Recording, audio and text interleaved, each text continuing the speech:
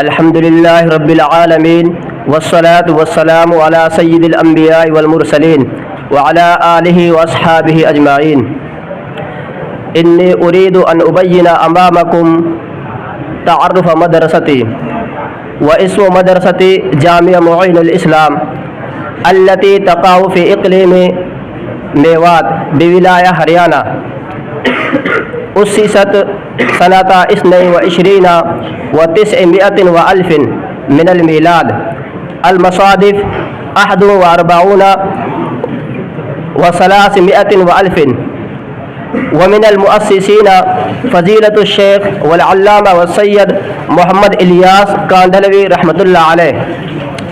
ومدير مدرسة فضيلة الشيخ سردار خان حفظه الله تعالى. كنت أدرس في السنة الماضية وهي ملحقة بمركز التبلیغ دہلوی. وعدد الطلاب في هذه المدرسة حوالي 500، وعدد معلميها حوالي 36. أكتفي بهذه الكلمات.